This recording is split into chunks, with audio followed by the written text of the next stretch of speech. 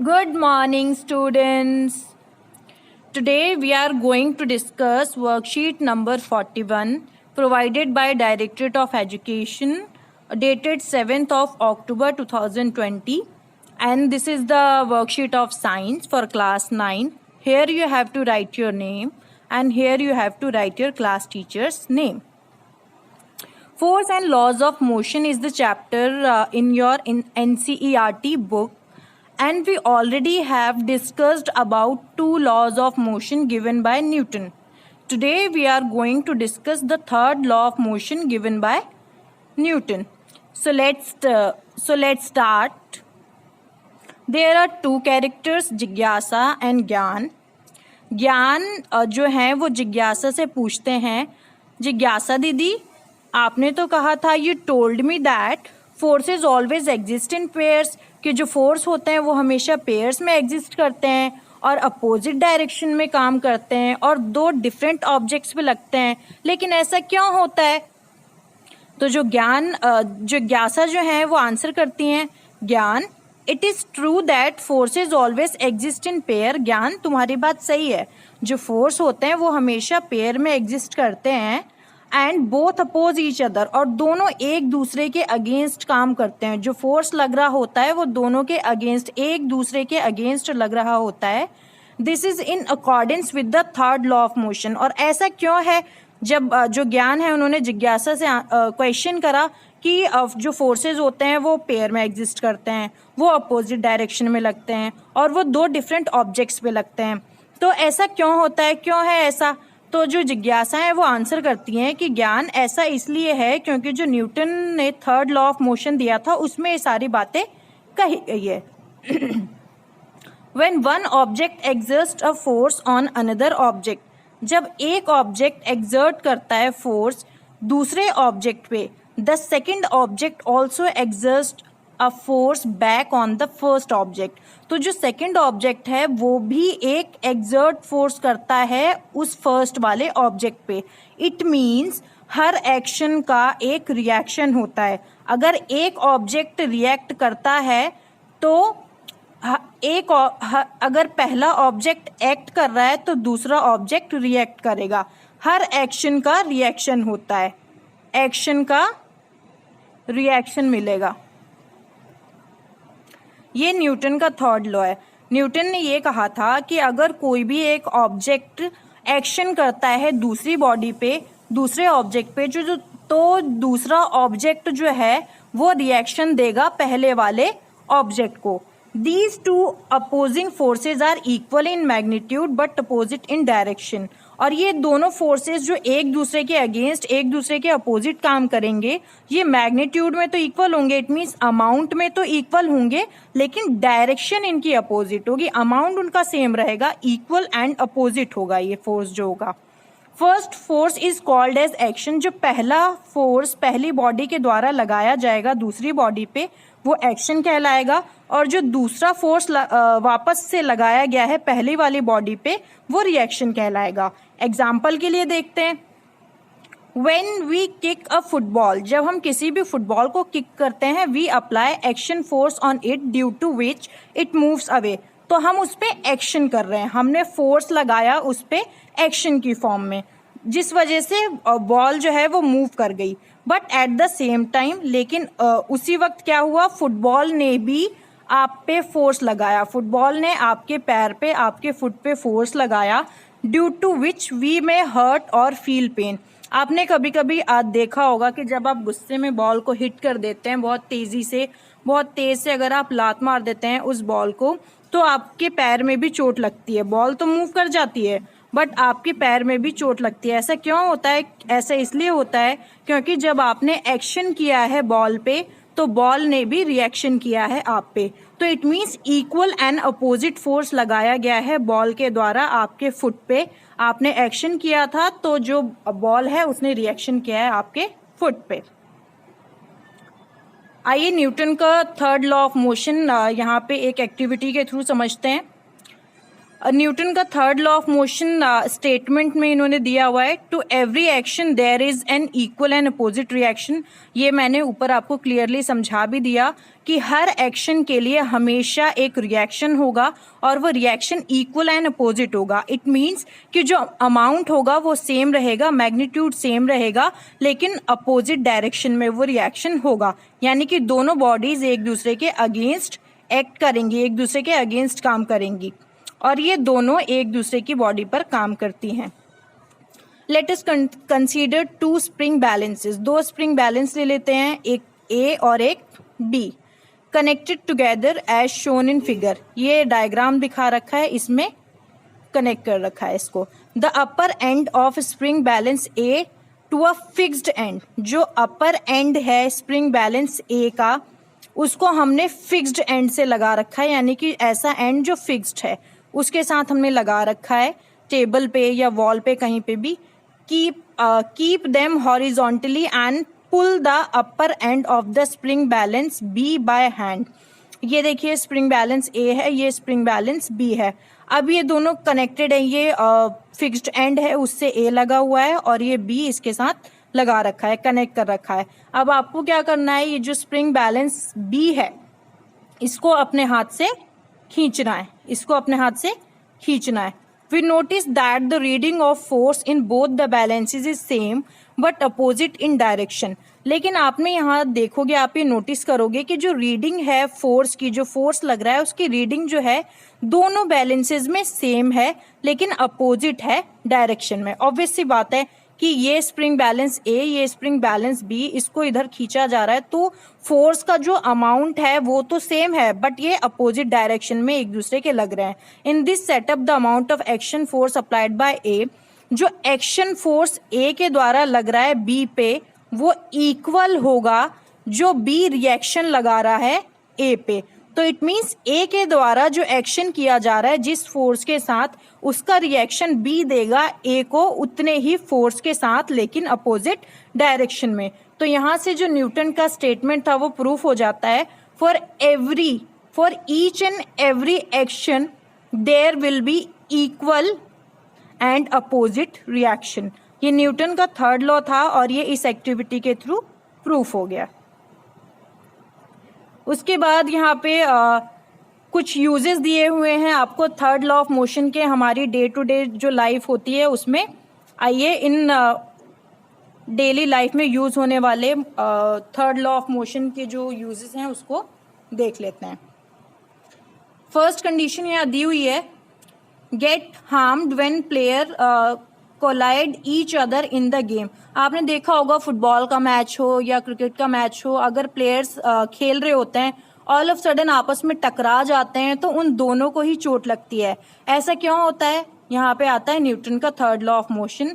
अगर एक body act कर रही है तो दूसरी बॉडी का भी रिएक्शन होगा, एक दूसरी बॉडी भी एक्ट करेगी बट वो अपोजिट डायरेक्शन में एक्ट करेगी, दोनों का फोर्स लगेगा और अगर वो ऑल ऑफ सडन है तो उनको चोट लगती है। उसके बाद दूसरी कंडीशन है, can be able to walk on a path. हम किसी भी रास्ते पर चल पाते हैं, उसका क्या कारण है? उसका भी यही रीजन है कि न्यूटन का थर्ड लॉ ऑफ मोशन वहां पे बताया गया है। थर्ड लॉ ऑफ मोशन की वजह से ही हम चल पाते हैं। यहाँ पे डायग्राम के थ्रू भी आपको क्लियर होगा। जब आप चलते हैं तो चलने के लिए जब आप पैर आगे बढ़ाते हैं, पैर आगे की तरफ बढ़ाते हैं तो आगे बढ़ाते हैं तो आप पुश कर रहे होते हैं, किसको? पीछे की तरफ पुश कर रहे होते हैं, आप अर्थ को पीछे की तरफ एक पुश देते हैं और जो फिर अर्थ होता है वो आपको फॉरवर्ड आगे की तरफ एक रिएक्शन देता है। इट मीन्स आपने एक्शन करा पैर आगे बढ़ाने के लिए, तो जब फुट था वो पीछे की तरफ उसने पुश लगाया और जब पीछे की तरफ पुश लगा तो उसका रिएक्शन आपको आगे की तरफ मिला, जिस वजह से आप जो है आगे की तरफ स्टेप बढ़ा पाए। इट मीन्स एक्शन आपने किया और रिएक्शन जो था अर्थ से मिला आपको और जिस वजह से आगे आप मूव कर सके। ये आप चलने के लिए आपने पैर बढ़ाया तो आपका पुश पीछे की साइड लगा, ये हुआ एक्शन और इसका अब रिएक्शन होगा। रिएक्शन क्या होगा? जो आपने पीछे की तरफ पुश किया था तो जो अर्थ होगी वो आपको आगे की तरफ रिएक्शन देगी, जिस वजह से आपका पैर जो होगा आगे की तरफ मूव करेगा। तो इसी तरीके से हम हमेशा चल पाते हैं। अगर एक्शन का रिएक्शन ना होता, न्यूटन का थर्ड लॉ ना होता, तो आप नहीं चल पाते, क्योंकि आप एक्शन तो करते बट उसका रिएक्शन नहीं मिलता। उसके बाद तीसरी चीज है recoiling of gun when bullet is fired from it. ये एग्जामिनेशन पॉइंट ऑफ व्यू से भी इम्पॉर्टेंट है, इसका क्वेश्चन भी आता है। रिकॉइलिंग ऑफ गन क्या होता है जब बुलेट को फायर किया जाता है। आपने देखा होगा एक गन होती है, गन से जब आप बुलेट फायर करते हैं तो गन तो वहीं की वहीं रहती है, कोई बहुत ज्यादा उसमें फर्क नहीं होता, बट बुलेट जो होती है बहुत ज्यादा वेलोसिटी के साथ आगे की तरफ चली जाती है। आपने ये भी देखा होगा कि जब भी हम गन से फायर करते हैं तो हम उसको शोल्डर से सपोर्ट करते हैं गन को। ऐसा क्यों करते हैं? क्योंकि हमें ये तो पता है कि जब एक्शन होगा तो उसका रिएक्शन भी मिलेगा, और जब हम गन से जो बुलेट होती है उसको फायर करते हैं तो बुलेट बहुत ज्यादा हाई वेलोसिटी के साथ मूव करती है, यानी कि जो बुलेट है उसने हाई वेलोसिटी के साथ एक्शन किया। अब उतनी ही वेलोसिटी के साथ रिएक्शन भी आएगा। जब रिएक्शन आएगा तो अगर हम किसी सपोर्ट से उस गन को सपोर्ट के साथ नहीं रखेंगे तो हमें इंजरी हो सकती है, क्योंकि हमारे पास कोई भी सपोर्ट नहीं होगा उस वेलोसिटी को झेलने के लिए। तो इसलिए हम एक सपोर्ट की हेल्प से हमेशा किसी भी गन से फायर करते हैं। अगर गन बड़ी है तो जेन्युइनली हम हमेशा शोल्डर की हेल्प लेते हैं, शोल्डर से सपोर्ट करते हैं उस गन से बुलेट को फायर करने के लिए। अब बुलेट जब फायर हुई तो बुलेट ने एक्शन करा, अब उसने एक्शन करा तो उसका रिएक्शन भी होगा और वो आपको फील भी होगा। एक हल्का सा जर्क बोलते हैं जो पीछे की तरफ आपके कंधे पे लगता है, आपका कंधा जो होता है वो पीछे की तरफ आपको फील होता हुआ दिखाई देगा। इट मीन्स इसका मतलब ये है कि जो गन है उस पे रिएक्शन हुआ है, और क्योंकि सपोर्ट था वहां पे इसलिए वो हल्का सा जर्क लगा आपको। तो जो बुलेट ने एक्शन किया उसका रिएक्शन भी आपको मिला, और उसका टेक्निकल टर्म जो होता है वो कहलाता है रिकॉइलिंग ऑफ गन। उसके बाद फोर्थ कंडीशन है moving of a rocket in forward direction on ignition.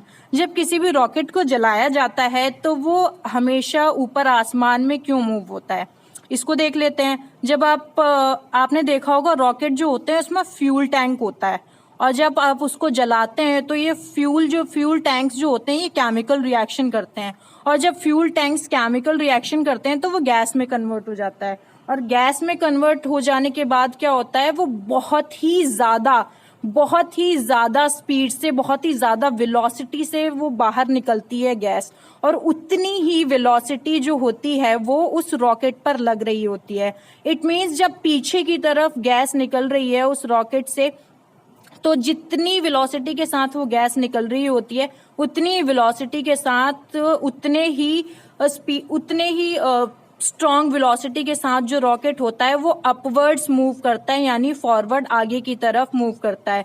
तो जो गैस था उसकी तरफ से एक्शन हुआ और जो रॉकेट है उसकी तरफ से रिएक्शन हुआ।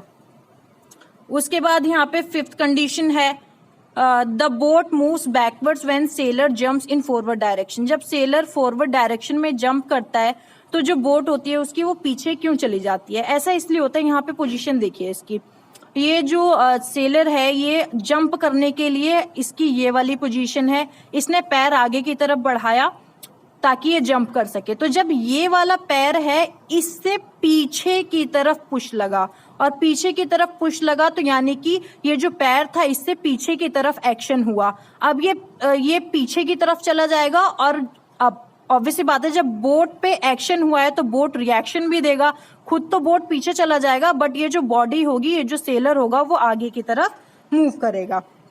उसके बाद सिक्स कंडीशन देखिए, bouncing back of player by trampoline when he jumps on it. आप लोग फार्म हाउस तो गए होंगे, लोहागढ़ फार्म अगर आप गए होंगे, या ट्रैम्पोलिन आपने बचपन में भी खूब कूदा होगा, झूले वगैरह जब लगते हैं, फेस्टिवल्स वगैरह जब होते हैं, तो वहां पे आपने देखा होगा कि जब उस ट्रैम्पोलिन पे जंप करते हैं तो जंप करने के लिए ये नीचे की तरफ आप पुश करते हैं, और जब आपने नीचे की तरफ पुश करा तो आप ऊपर की तरफ हवा में चले जाते हैं। ऐसा क्यों होता है? ऐसा इसलिए होता है कि जब आप ट्रैम्पोलिन पे आपने एक्शन करा और ट्रैम्पोलिन ने वापस से आपको रिएक्शन दिया, जिसकी वजह से आप ऊपर अपवर्ड डायरेक्शन में मूव कर जाते हैं। तो यहाँ पे भी न्यूटन का थर्ड लॉ है। उसके बाद सेवेंथ कंडीशन है the ball gets reflected back when we hit it to the wall. जब हम बॉल लेते हैं और बॉल को दीवार पे हिट करते हैं, दीवार पे फेंकते हैं, तो जो बॉल होती है वो वापस आ जाती है। इसका मतलब ये होता है कि आपने जितने फोर्स से बॉल को दीवार पे फेंका है, उतने ही फोर्स से वो जो बॉल है वो वापस आपके पास आएगी। इट मीन्स एक्शन का रिएक्शन होगा। तो यहाँ पे ये सारी 7 कंडीशन थी जो डिस्कस की गई थी, हमारी डे टू डे लाइफ में होती है हमेशा, और इन सारी कंडीशंस में इन न्यूटन का थर्ड लॉ यूज होता है। आइए यहाँ पे क्वेश्चंस को डिस्कस कर लेते हैं। पहला क्वेश्चन है आपका, right third law of motion. Third law of motion क्या होता है वो बताना है आपको। यहाँ पे क्लियरली स्टेटमेंट दिया हुआ है थर्ड लॉ ऑफ मोशन का, to every action there is an equal and opposite reaction and they act on 2 different bodies. ये फर्स्ट का आंसर हो गया आपका कि हर एक्शन के लिए इक्वल एंड अपोजिट रिएक्शन होता है और ये 2 डिफरेंट बॉडीज पे एक्ट किया जाता है। ये थर्ड लॉ ऑफ मोशन है आपका। उसके बाद है, shall we ever be able to write. Second question है आपका, shall we ever be able to write. क्या हम कभी भी लिखने योग्य होंगे if the force we apply on pen is not reverted back. अगर हमने पेन पे जो फोर्स लगाया वो वापस से हमें ना मिले, यानी कि हमने पेन पे जो एक्शन किया उसका रिएक्शन ना मिले पेपर के द्वारा। अगर हमने पेपर पे पेन से कुछ लिखना चाहा है तो इट मीन्स हमने पेन से एक्शन किया है, और पेन से एक्शन किया है और पेपर ने अगर उसका रिएक्शन नहीं दिया तो क्या वो चीज पॉसिबल हो पाएगी? क्या हम पेन से उस पेपर पे लिख पाएंगे? क्या ऐसा हो पाएगा? आइए देखते हैं इसको। No, we can not write. हम नहीं लिख पाएंगे। We can write because of third law of motion. हम क्यों लिख पाते हैं? हम थर्ड लॉ ऑफ मोशन की वजह से लिख पाते हैं। और जब हमने एक्शन किया, पेन के द्वारा एक्शन हुआ बट पेपर के द्वारा रिएक्शन नहीं हुआ, इट मीन्स जब रिएक्शन नहीं मिला तो हम लिख नहीं पाएंगे। When we apply force on pen, जब हम पेन पे फोर्स अप्लाई करते हैं तो वह एक्शन होता है, और पेपर भी अपोजिट डायरेक्शन में फोर्स लगाता है जो रिएक्शन होता है, जिसकी वजह से हम लिख पाते हैं। ये आपका सेकंड का आंसर है। उसके बाद आपका थर्ड क्वेश्चन देखिए, why does a soldier hold rifle on his shoulder before firing bullet from it. जो सोल्जर होता है वो राइफल अपने शोल्डर पे क्यों पकड़ता है बुलेट को फायर करने से पहले? आइए इसको भी देख लेते हैं। Holding the gun tightly on the shoulder helps to absorb most of the force generated by the recoil. जब हम गन को शोल्डर के सपोर्ट से रखते हैं तो इससे क्या होता है कि जो शोल्डर है वो हमें मदद करता है एब्जॉर्ब करने में ज्यादा से ज्यादा फोर्स को। तो जो मैक्सिमम फोर्स है वो शोल्डर के द्वारा एब्जॉर्ब कर लिया जाता है, उसकी वजह से फिर हमें हल्का सा जर्क फील होता है। अगर हम सपोर्ट नहीं देंगे तो हमें काफी इंजरी भी हो सकती है। इसीलिए जो शूटर होते हैं वो हमेशा ही सपोर्ट से, शोल्डर के सपोर्ट से गन फायर करते हैं। सपोर्ट की वजह से हमें शूटर जो होता है वो स्टैंडिंग पोजीशन में भी रहता है, नहीं तो उसका बैलेंस बिगड़ जाएगा अगर उस पे ज्यादा फोर्स अप्लाई हो गया, उसको सपोर्ट नहीं मिला तो। When gun apply force on bullet, क्योंकि जब गन फोर्स अप्लाई करती है बुलेट पे तो वो आगे की तरफ चली जाती है, तो वो एक्शन हो गया। और बुलेट भी जो होगी वो अब गन पे भी बैकवर्ड डायरेक्शन में फोर्स लगाएगी, और वो इक्वल एंड अपोजिट होगा। तो इक्वल एंड अपोजिट का मतलब आप समझ सकते हैं कि जब बुलेट जो है वो इतनी हाई वेलोसिटी के साथ आगे गई है तो उतनी ही वेलोसिटी के साथ उसने रिएक्शन भी दिया होगा, और उस रिएक्शन को मैनेज करने के लिए हमें शोल्डर का सपोर्ट चाहिए होता है। उसके बाद देखिए यहाँ पे फोर्थ क्वेश्चन है, write 3 uses of third law of motion in our daily life. हमारी डेली जिंदगी में जो लॉज ऑफ मोशन यूज होते हैं उसकी 3 कंडीशंस आपको लिखनी है। यहाँ पे देखिए फर्स्ट, सेकंड, थर्ड, कई सारी कंडीशंस दी हुई है, तो ये हो जाएगा आपका आंसर फोर्थ। आप यहाँ से लिख सकते हैं। उसके बाद आपका फिफ्थ क्वेश्चन है, explain the process of walking with the help of Newton third law of motion. हम ऑलरेडी डिस्कस कर चुके हैं। यहाँ पे फिफ्थ क्वेश्चन है आपका कि न्यूटन के थर्ड लॉ ऑफ मोशन के हिसाब से प्रोसेस ऑफ वॉकिंग को समझाइए। आइए देख लेते हैं इसको। ये देखिए, When a person walks on the ground, जब कोई पर्सन ग्राउंड पे चलता है, he pushed the ground with his foot, तो वो जो ग्राउंड होता है उसको पुश करता है अपने फुट से बैकवर्ड डायरेक्शन में। ग्राउंड को प्रेस करके, और दिस इज एक्शन। तो ये एक्शन किया गया है फुट के द्वारा ग्राउंड पे, और जब एक्शन हुआ है तो उसका इक्वल एंड अपोजिट रिएक्शन भी होगा। तो इक्वल एंड अपोजिट रिएक्शन जो होता है वो फुट पे लगता है, और जो पर्सन का फुट होता है उस पे लगता है ग्राउंड के द्वारा, एंड ये रिएक्शन जो होता है ग्राउंड के द्वारा मिलता है पर्सन को, जिसकी वजह से वो आगे की तरफ मूव करता है। तो ये थी आपकी आज की वर्कशीट। आई होप आपको समझ आई होगी। इस वर्कशीट की हेल्प से आप अपने वर्कशीट जो आई है, इस वीडियो की हेल्प से आप अपनी वर्कशीट को सॉल्व करने की कोशिश कीजिए। मिलते हैं आगे की नेक्स्ट वीडियोस में। Till then bye, stay safe and stay